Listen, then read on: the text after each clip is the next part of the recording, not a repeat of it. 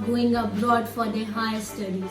और सिर्फ स्टूडेंट ही क्यों, इवन उनके पेरेंट्स चाहते हैं कि उनके बच्चे वर्ल्ड के बेस्ट कंट्री से, बेस्ट यूनिवर्सिटी से अपनी एजुकेशन कंप्लीट करें. So in order to turn this dream into reality, it's very important for you all to do a proper planning and proper research before taking a big step, because आपका आज का लिया हुआ decision is going to decide your future, your career, and not only this, you are the one who's going to make a huge investment for this. जब आप कोई भी small business start करते हो, उसमें जो भी आप इन्वेस्टमेंट करते हो, उससे रिलेटेड आप कितनी चीज़ें सोचते हो कि इसका क्या रिटर्न आएगा, क्या प्रॉफिट आएगा, क्या आउटकम आएगा.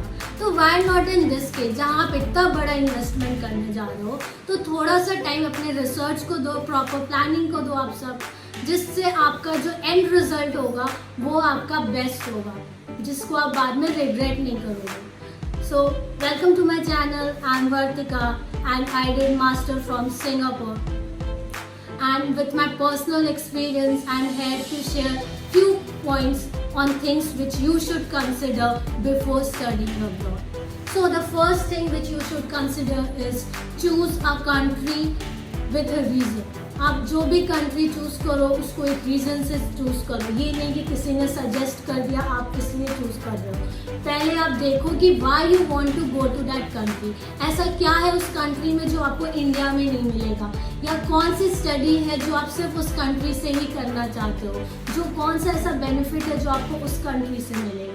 And not only this, also learn more and more about the country, language, its culture, its religion, its policies, so that आपको पता चल पाए will you be able to adapt to those situations, will you be able to adapt to their environment.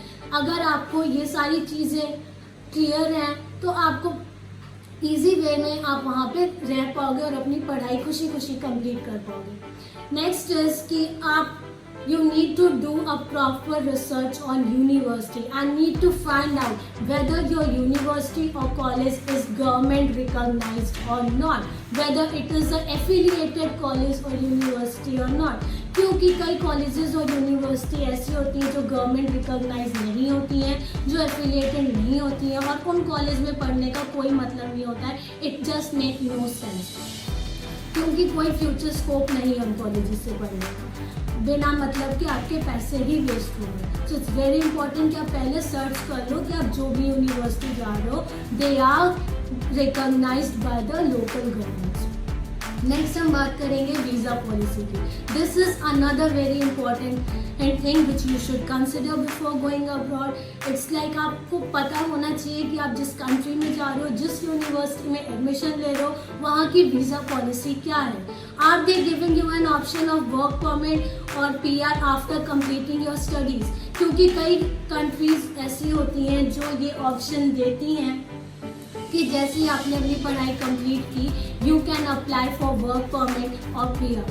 For example मैं आपको Australia का case बताती हूँ. Australia में क्या है, if you do 3 to 4 year course from government recognized college, they will give you a option for 2 year work permit का option भी आपको मिलता है. एंड साथ ही साथ in future you can apply for PR, means permanent resident के लिए.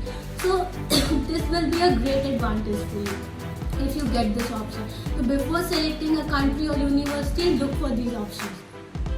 Next is financial management. जैसे कि अब्रॉड स्टडी के लिए you need a huge investment, बहुत पैसे चाहिए होते हैं, और it's very important कि आप पहले से सोचो कि आप कैसे ये फंड अरेंज करोगे, किस सोर्स से आप अरेंज करोगे. अगर आप लोन लेने की सोच रहे हो तो टाइमली लोन के लिए अप्लाई कर दो. आप लोन का क्राइटेरिया जानो, क्या है लोन के क्राइटेरिया, एजुकेशन लोन आप कैसे ले सकते हो, रेट ऑफ इंटरेस्ट क्या है, ये सारी चीज़ें पे आप रिसर्च करो थोड़ा. So now another point which you should consider before studying abroad is to do a proper research on the current demand of the course which you want to study abroad. पहले जो भी course आपने select किया है you need to find out कि क्या उस course की आज की डेट में और आने वाले कल की डेट में डिमांड है या नहीं. क्या उस कोर्स को करने के बाद आपकी जॉब सिर्फ की हुई कंट्री में ही होगी या फिर आप इंडिया आकर भी जॉब कर सकते हो. उस कोर्स को करने के बाद आप कहाँ कहाँ जॉब कर सकते हो। तो ये सारी चीज़ें हैं जो आपको एक बार सर्च करनी चाहिए। नेक्स्ट इज कि क्या आइल्स और टोफल की रिक्वायरमेंट्स होती हैं। You need to search it कि आप जिस यूनिवर्सिटी में you are going, you need to find out the required IELTS score by them, क्योंकि देयर आर एजेंट्स जो आपसे झूठ बोलते हैं कि कोई स्कोर रिक्वायर्ड नहीं है, बाद में आपको प्रॉब्लम आती है वीज़ा के टाइम पे, you don't have the score. तो प्लीज़ आइल्स स्कोर जो भी है, जिस भी कॉलेज में आप अप्लाई कर रहे हैं, आप वहाँ पे खुद सर्च करिए, don't depend on agents. Next है, go and read the reviews of your college and university because it's very important to read the reviews of people, क्योंकि वो already वहाँ से पढ़ चुके हैं, वो या पढ़ रहे हैं, तो उनके reviews आप देखो ताकि आपको उस कॉलेज के बारे में पता चले। And please don't just depend on the website of the college, go and find out on other social media जो उनके हैं, वहाँ पे भी आप उनके reviews पढ़ें जो वहाँ के लोगों ने दिए।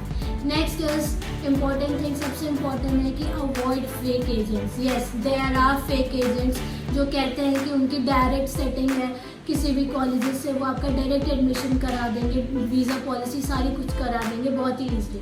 प्लीज़ वो सारे फेक होते हैं, ऐसा कुछ नहीं होता है।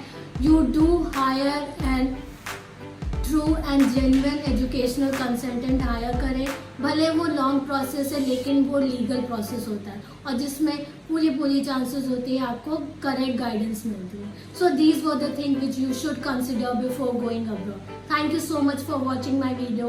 Please like and